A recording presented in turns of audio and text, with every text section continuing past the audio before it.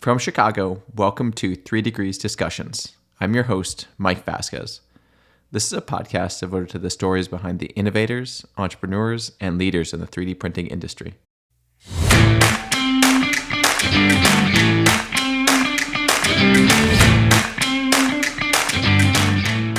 I guess that's part of the journey, isn't it? Is identifying this kind of families of products. So we certainly have all this metal substitution topic with small brackets, hinges, which you will find in high performance application, high performance, we would say in aerospace and space, what typically you see out of aluminium or titanium. That's certainly very interesting for us to challenge. That was Yannick Willemin. Yannick is into innovation and technology topics with deep experience in the composite and advanced materials field. He has both an engineering degree in mechanics and an MBA in entrepreneurship. During his 13 years at SGL Carbon, he acquired both composites and managerial experience through his roles in R&D, sales, procurement, and innovation strategy. In January 2020, he joined 9T Labs as head of marketing and business development. He joins the show today to talk about composite manufacturing and 3D printing. Before we get started, head over to www.3degreescompany.com and subscribe to the podcast. Remember, you can listen to the show anywhere you download your podcasts, including Spotify, Apple, Amazon, or Stitcher. All right, Yannick, so great to be with you today virtually. Another one of our European podcasts. So can you maybe start by where are you at right now and what are you up to? Kind of give a little intro on kind of what you're doing now with 9T. Sure. Thanks for hosting me today. And my name is Yannick. Background as a composite engineer, and we'll come back to that certainly later on in the discussion. I started last year at 9T Labs. So 9T Labs has been founded 2018. So it's a bit more than 3 years back now, with a focus on actually making automation easily accessible in composites manufacturing. And through the journey of the company, then 3D printing was identified as a key pillar to get there, to get into automating high performance parts production. And now, as per today, we are over 30 persons in the organization, big software team, a machine building team, of course, because we have 2 machines in the portfolio, and of course, a whole commercial team looking for applications and also educating and supporting our first customers. Awesome. So you're a composites engineer. So what does that mean for people who may not be familiar with kind of that realm of study or that part of the industry? I guess composites is not that new, but still compared to metals is very new when you look at the history. Also, of course, we know composites products a lot from aerospace, in the industrial field, from all the hypercar, supercar, sports in general, wherever high performance is necessary. But still, I would say one big topic is automation, because it's still related a lot with manual labor, at least for a big part of the production nowadays. And what does it mean being a composites engineer? Of course, we have an engineering background, most of us in the company in this field, and our experience in different markets. And maybe here what is relevant compared to 3D printing or additive manufacturing is basically composites has always been additive manufacturing, because it's really about stacking textiles one over the other and then getting these stacks to be bonded together in a correct way to sustain high loads over time. So all this problematics or challenges in 3D printing are also similar in the composite world, and therefore I guess it's very interesting to work at the convergence of these 2 fields, matching the materials and the new way of laying them down, basically. And generally, when we think of composites, it's some sort of, like you said, textile, either most likely carbon fiber, some sort of woven carbon fiber sheet that you stack on top of each other with an epoxy, or some sort of fiberglass. And so my kind of general kind of understanding or kind of where I bucket it is, it's usually high strength, kind of you can do bigger parts like airplanes and fuselages and things like that, but you get kind of the weight advantages versus a metal product and higher strength than a conventional just polymer product, and maybe higher temperature. Is that kind of a good way to bucket it? Yeah, I guess, I mean, what is very interesting, and maybe to summarize, we always speak about isotropic and anisotropic properties. So composites, because they have fiber orientation, which can bring you different properties in different orientations in your parts, are considered as anisotropic per definition, which is also the case for some metals now when we 3D print them, because we can also generate anisotropy through geometry, not only through materials. But yeah, I would say you summarize well. It's a lot about textile, let's say half products or raw materials. And then, of course, you can select carbon fiber are famous, glass fiber. There's a lot of applications. There's multiple other fibers. There's a huge trend now in natural fibers because of the sustainability topic, with pros and cons, and materials to be still, I guess, pushed to their limits and identified for specific applications. But there is also a limitation when you use textiles. Basically, you are looking for, of course, high performance, means sustain high loads while being very lightweight. So I would say that's the main USP of composites versus metals, is being lightweight while offering the same resistance. It's not the only USP. There's some specific markets like medical where lightweight is less of a topic, and other characteristics are requested or required. But yeah, in general, you have these textiles which have a certain fiber volume content, this fiber ratio, basically how much fiber do you have in your matrix. And that's what we wanted to challenge also, because there is the limitation is basically on material efficiency. If you need 60% fibers at one point, which is highly loaded, then you will have 60% fibers in your whole layer, just by definition, because you use a textile as a stack. What we want to do is really place the filament, let's say, not single fibers, but the filaments where it's necessary to sustain the load, and reduce the fiber or even remove it where it's not necessary, to really use the least amount of fiber for the same amount of performance. And this has two reasons. First, it's material efficiency per se. So you just use less resources because producing fibers is pretty energy intensive. And you also reduce costs by direct consequence. And I've had the chance of, I think one of my first jobs was working at a company called Eastman Sporting Goods, where we were making fiber layup baseball bats and hockey sticks. So I've seen the process of hand laying up carbon fiber over a mandrel and how long it takes, and the very kind of manual nature of it. So the concept of trying to automate that is, I think, has a lot of potential. You see, there's kind of other companies in kind of 3D printing space trying to do similar things with composites. But can you speak a little bit kind of specifically to what 9T Labs is doing and maybe how you got involved with them? Sure. Yeah, I mean, yes, the additive manufacturing of composites is not totally new. I mean, there's big names. Let's name Markforged, there's Arrivo, and then there's newcomers, I would say new concepts like Aries composites and so on. What is definitely common between all our companies is that we really look at the entire value chain.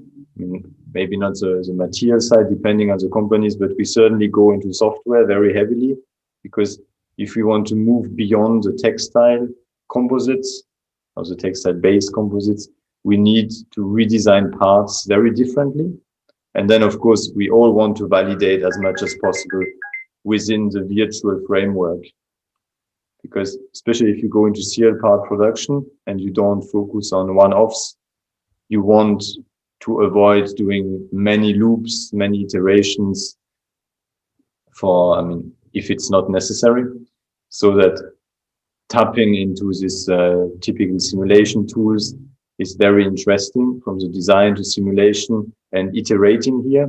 So that's certainly something we are really looking at in depth, and we are partnering with ANSYS, for example, on this simulation topic to really go far in the virtual validation. We call it virtual prototyping.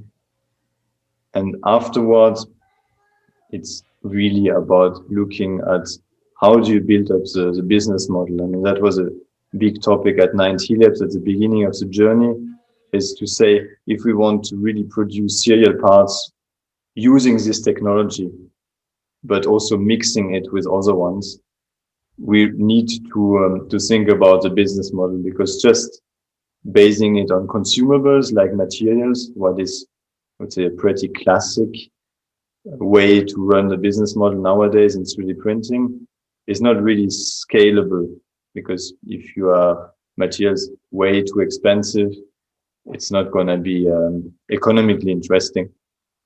So we also had to think about how to source material to get high performance, to have the quality which is expected, consistency, while having also costs as low as possible.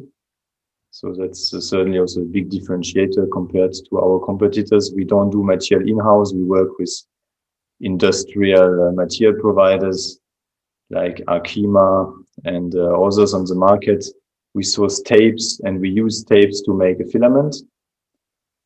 But that means that any customer, if they have some qualified, certified materials, they can basically use those materials, and the machine will be adapted, or the machine parameters can be adapted to their supply chain.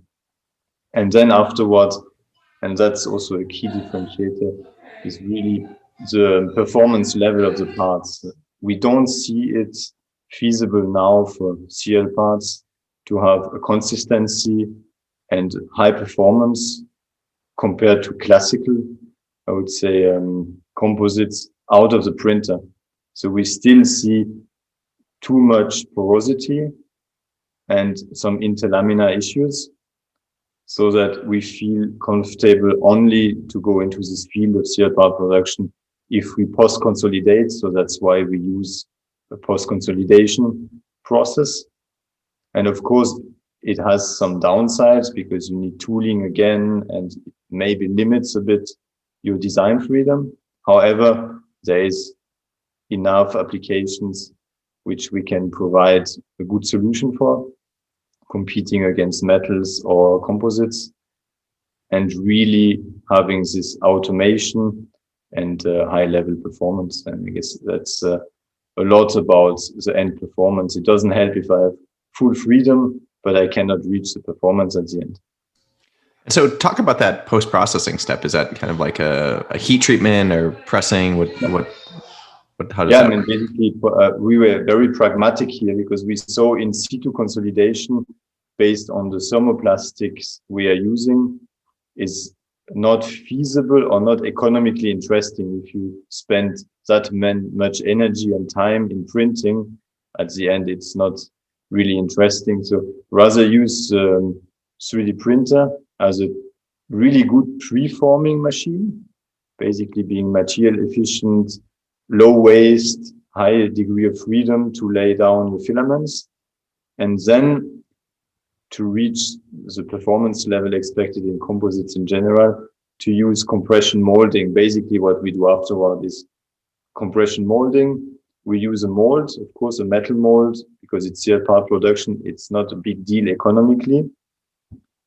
And we can use several, let's say, specific item points from thermoplastics. So when we consolidate, of course, we reduce porosity, so we can go below 1%, which is then also giving you the long-term performance of the parts if you have low porosity.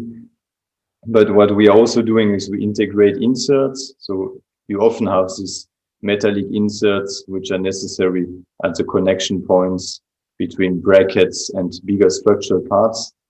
So we can integrate them in the mold so that when it comes out, it's already there. And last but not least, we do a lot of thermoplastic welding. Means there is some complex parts like this one. And this is a helicopter door hinge. And here you have a specificity. You need fibers in 3 directions, but per se, we can only print in 2D. So what we do already in the software, we are actually making sub parts out of these final parts. We print simple flat shapes, and with a specific mechanical interlock, we can then bring these different parts together like a puzzle, weld them in the same process, then we consolidate, and then the parts come out like that, and they're ready to use. I mean, you might do some finishing, some travalisation, but yeah, I guess that's a specificity also of using this post-process to increase functionality. So can we dig into, like, so I've got a couple questions on maybe more the technical side, but when you use the printer to essentially make kind of a preform that's, it's somewhat consolidated. It's not fully consolidated. There's still porosity. Yeah. So when you go to do the compression step, I mean, dimensions are going to change, right? So as you're melting it again in theory and kind of getting to the point where you're compressing it. But do you have special kind of calculations that you have to do to say like a scaling factor essentially? So if I want a 3 millimeter part, I actually have to print it 3.5 millimeters because I know that it's going to shrink. And is that based on geometry? Like how does that work? Yeah, I mean, there's certainly a lot to know because of course you need to design your part based on the end tolerances, and then you need to know how should it come down out of the printer to be then consolidated and get the final part. So one big advantage is we don't add or lose material over the entire process. Means that's already giving you an idea about scaling. But of course, depending on geometry, it's not only about the material you are printing, but it's also a lot about how you will design the molds, because this kind of parts needs some molds with a mechanism which can also actually consolidate in the x-axis, not only in z direction. So you have some sliders in the mold. So that's also some know-how we had to build up internally. But of course, and that's why we also decided to have the design software, to have our own printer, but also the own press, or let's say fusion module afterwards. That's how we call the post-consolidation module, because this enables us to centralize the data from the process simulation side and the product simulation. So we can really merge all this data as the different steps and create kind of product families. I mean, this would be one cluster being the brackets, which are, when you look at the simple flat parts, very easy. And you have different families of products with specific geometries. And it's kind of a learning process also to establish these parameters, let's say the shrinkage parameters. Yeah, and I suppose you have, I mean, that varies with material, right? I think you have like a PA, like a nylon carbon, and then a PEC carbon, which PEC you're getting up into 340, 350 C kind of for processing. So does your press also, I mean, I guess you have to have a heated press to consolidate at that time. I mean, the press is certainly applying temperature and pressure, and you always have to look in thermoplastics at your fusion temperature, as you said, and in PEC, you want to go to 380 degrees Celsius, PA12 way below that. But it's also about the different crystallization points. So going up, of course, but certainly going down, because you want to avoid any stresses in the material. So the cooling rates are super important. If not, if you machine it afterward, which is often the case for the final finish, then you will create cracks basically. And then you know that you have created internal stresses because you didn't respect the cooling rates and so on. So that's why we say our system is open, because we see it as mandatory if you want to move into industrial serial production. But it's not like you take a spool of any material, any fiber, any polymer, and you put it in and it prints serial part production. But as all serial processes, you need, of course, to adapt the parameters, to verify the parameters of the machine for specific materials, which is not a big deal. If you want to produce a few thousand parts, you are going to do the effort either way. And as you have kind of evolved the technology as well as the software, how is your evolution of thinking in terms of identifying the right business cases or serial parts to produce? Like, what's kind of your bread and butter? So like generally flat parts or kind of parts you may have kind of simple welds to, but kind of, is there a thinking that, or kind of thesis that you have in terms of how do we find the right customers or right industries that would use this, or could be someone that could be convinced to use it? Yeah, I mean, I guess that's part of the journey, isn't it? Is identifying these kind of families of products. So we certainly have all this metal substitution topic with small brackets, hinges, which you will find in high performance application, high performance, we would say in aerospace and space, what typically you see out of aluminium or titanium. That's certainly very interesting for us to challenge. And I would say for the aerospace field, some interior parts, looking at seat supports, and still, I mean, all the aerospace, is mainly we are challenging metals. Then other fields like medical, very different USPs. We usually don't challenge metals. We challenge established composites, which are definitely not efficient. Say really, as a comparison, most of the parts we are now printing for medical, we don't speak about implants now, we speak about surgical instruments and so on. They are milled out of full blocks. Means often we see 70-80% of waste from milling. And this is milling fiber material. So you have also high tooling costs behind that. Why do they use tooling? Like, why do they use carbon fiber for medical tooling? It seems. Yeah, I mean, that's super interesting, because in medical, I would say weight is nice, but it's not the key topic. In weight is certainly interesting if you are a surgeon and you have to hold an instrument for a while, or for robots assisting surgeons, because then it's higher precision, less energy, and so on. But mainly the topic now is, when you're looking at medical healthcare in general, is really about costs in general over the entire journey of your patient. So if you want to reduce its cost, you are going to go more and more in less invasive surgery. So you don't want to open the body to see inside.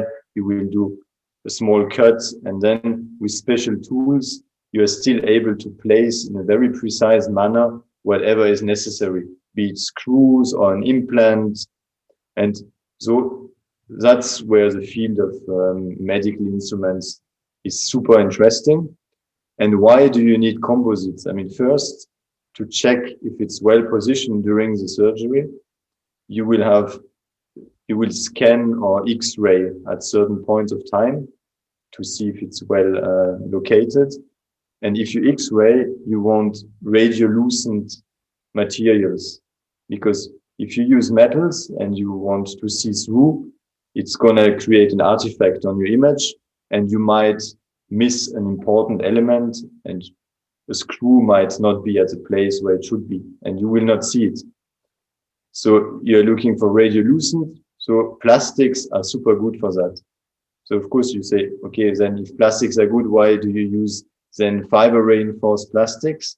Because those tools, I mean, they are sometimes in direct contact with the body, sometimes not, but they still are regulated heavily. they need to be sterilized from one patient to the other. And sterilization cycle, I mean, they often happen in autoclaves. There is different ways. You can also use other processes, but mostly in autoclave, you heat up to 135 degrees Celsius in a high humidity chamber. And here you have two topics. You don't want to actually take up any humidity, any moisture in your structure. So you need really low porosity, and you don't want to have elongation of your material over time because you have tight tolerances. There is holes inside to place some screws or other items. And to avoid this elongation over time, you just place fibers because they are allowing you to actually create near to zero CTE, basically. So no dilatation of the material. And that's why they use composite today. But we would say with a very inefficient process where additive manufacturing can definitely show some big advantages on costs and development time also. So can you speak a little bit about kind of your story, like kind of what was the actual story that, like, how did you start working with 90 Labs, or what was like the origin of all of that relationship? Yeah. I mean, I come from this traditional composite field. So I spent 13 years at SGL Carbon, which is manufacturer in this field over the entire value chain. So it's really SGL Carbon is going from the precursor of the carbon fibers up to final products you can find in planes, in cars, in windmills, and so on. And here at the end, I was leading the innovation strategy department. And of course, we were looking, I mean, in terms of materials, into alternative materials like more biosourced topics, and all the sustainability topic also, to how to actually have a positive impact over your entire life cycle. But also a lot about automation. What are the new technologies coming? How is software converging with hardware and with the products at the end? And of course, during my investigation, I was a lot in contact with startups all over the world. And I really liked what I saw because, of course, it's really meant to be the future. But at a certain point of time, I decided, okay, let's shape the future and not wait for it because then that's way faster in startups, and that's where you can really push the boundaries. And certainly it's more difficult in corporates to start thinking about converging hardware and software when you have only be hardware oriented for over 100 years, isn't it? So that's how actually I really looked into this field. And then I had this opportunity to start here at 90 Labs. And it has been a great journey. I mean, from beginning of last year, having a better product and thinking with industrial designer about how to shape machines, and now having machines running, of course, still not producing tens of thousands of parts, but getting there, able to produce a few hundred to a few thousand parts with some machines, which is totally sufficient for many markets, what we are targeting. Luxury, sports has a lot of those applications with these volumes. And of course, approaching through the premium segment, I would say learning fast and then applying all these learnings into more regulated fields like aerospace and medical, whereas the journey is a bit different because you have to find, say, big OEMs to co-certify or to really make sure that your process is robust enough to serve their requests. And do you imagine that the business model for the company is to sell machines and kind of your software platform, or to kind of be essentially a contract manufacturer that exclusively uses the carbon fiber or the composite technology that you've developed? Yeah, I mean, there's certainly so the answer, where we want to go is really sell the solution. So this entire package, let's say software, printer and post-consolidation technology. But on the way to get there, of course, there's early adopters, maybe research centers, R&D centers, which will buy a machine and do some trials. But a lot of industrial customers, they really want a proof of concept, isn't it? They really want to see there's a real part. They just don't want your typical sample. They want their part to be printed. And of course, to print a part, you need to go into redesign. And so it's a lot about those projects, I would say, where you are educating while making a proof of concept at the end. You really want to deliver a solution. Maybe it's not the last version, which will at the end go into a serial part production, but you can really showcase what is the opportunity. So here in this case, we would go up to producing a few parts for sure, but this includes, of course, also doing the engineering. So engineering is certainly on the long term also a big topic in terms of revenue, because we have the software side. So here you have the recurring revenue, which is pretty classic, I would say, in a business model. Then you have also engineering component, starts with material selection and really increasing the speed from idea to production. But also, of course, designing your molds, which is not evident if you have never done it before. And because the goal is really to get the manufacturers, be it the OEMs, if they really decide to reintegrate production, or the tier one suppliers to use it, because it's meant to be easy, but still there is basics in composites you need to know, and we don't want to just have machines like in a museum having nice features but never running.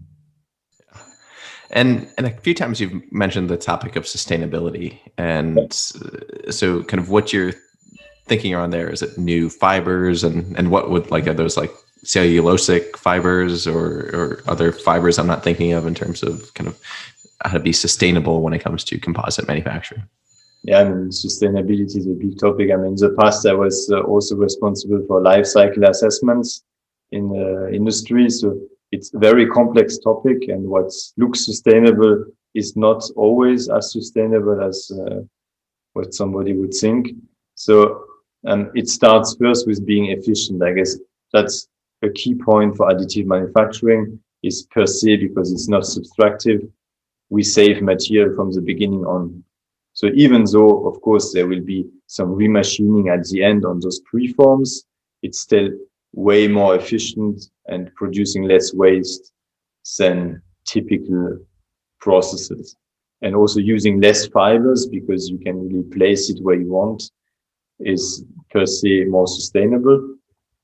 Then, of course, we look with those material suppliers on what is possible to get at industrial quality as alternative products, if they make sense for the final application. So here you can think about, of course, on the polymer side, how to source the more sustainable polymers, but also on the fiber side.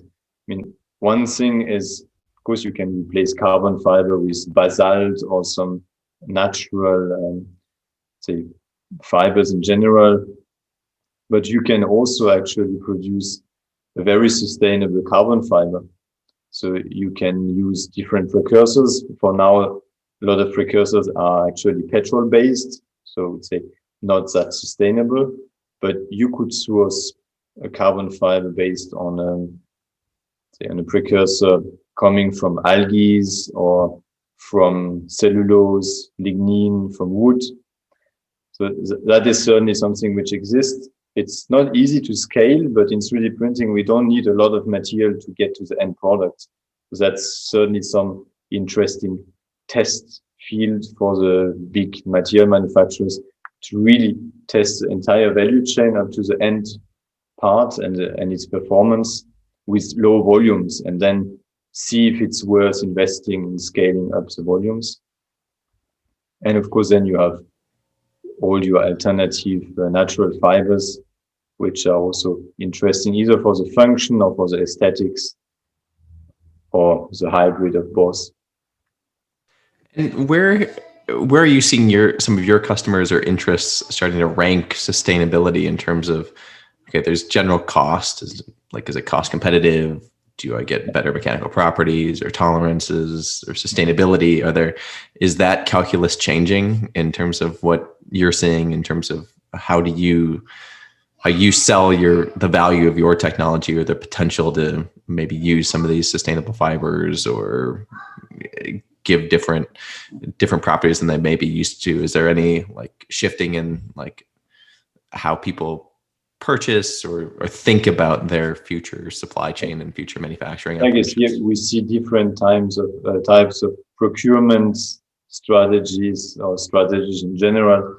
It's with consumer products is also part of the marketing, and I don't say that in a negative term. It's really part of what the customers are buying through an object. I mean, we are supplying also premium watchmakers or luxury watchmakers, and there actually the technology and the material are always part of the marketing message, or often, especially when they take new materials in the portfolio. So for gold, they are not going to pitch the material origin, but if they take composites or wood and so on, they will always show the entire journey behind that. And if it's 3D printed, it's also going to be part of the message and so on. So, and those markets are certainly influencing also people working in the industry, because at the end it's people, isn't it?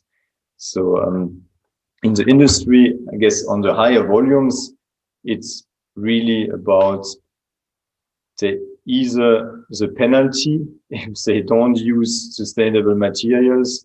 What is the downside? So that's certainly something we see through regulations over the years. What can happen if you are fined because you are over a certain limit, then you will fight against this fine and try to balance out the costs and the reward. But of course, it's going to be centered on costs, because if you do scaling activities and you cannot ask for premium margins, then at the end you have to do it at costs, and then it's about volumes behind. That's a bit difficult in 3D printing. So I guess there's still some acceptance to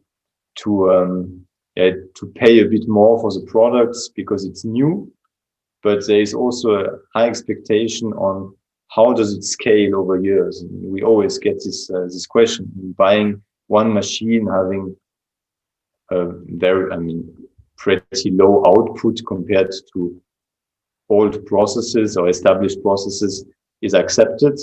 But if they say, okay, we want to buy 200 of your machines in 5 years once it's certified, then they really want to know how much can you push the output, and of course, how much can you squeeze the costs. And that's whatever the balance at the end, it's about economics, but that's also how regulators should work on the sustainability topic, because it won't come just because it's nice and sexy. Are you guys mostly serving the European market at the moment, or do you have? Clear targets is European market, because it just makes sense if you need to support heavily. And I guess the last year has shown that it's not always that easy to travel.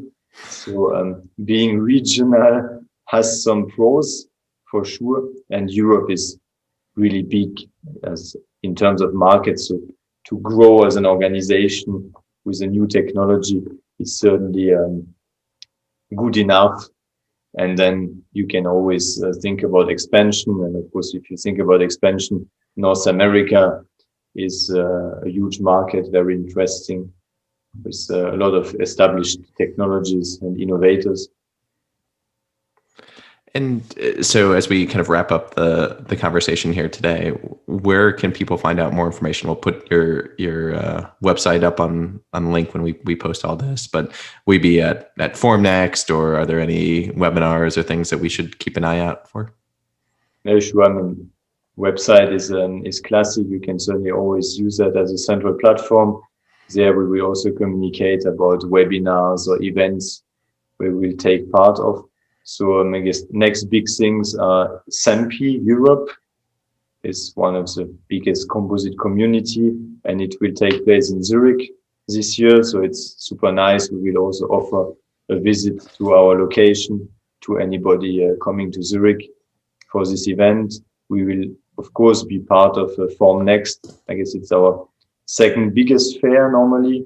Czech Composites is our biggest fair because we rather approach the whole topic from the composite side and from the 3D printing side. But Form Next, we really hope it will happen this year. And we will be in US actually at ChemX, having a presentation and having at least one person on site. So certainly trying already to connect with the US. Also, we are already having contacts with big companies there. Yeah, and then of course LinkedIn is a big platform where we share a lot of news, dailies and weekly news, and we are always open to be contacted for any question or being challenged. I guess there's a great community, very active there, and it's worth having a look in it. Fantastic. Well, Yannick, thank you so much for joining the show today. I really enjoyed the conversation, and best of luck as the technology continues to develop. Love to kind of keep up to date on everything. So hopefully you can get back on behind the microphone in a few months or in a year or so and hear all your successes. Sure. Thanks, Mike. And thanks really for pushing the education. I guess that's always great to have a platform where we can discover different ideas, point of views. And at the end, it's still about shaping a market. For sure. All right. Well, have a great day and we'll talk to you soon. Thank you. Bye-bye.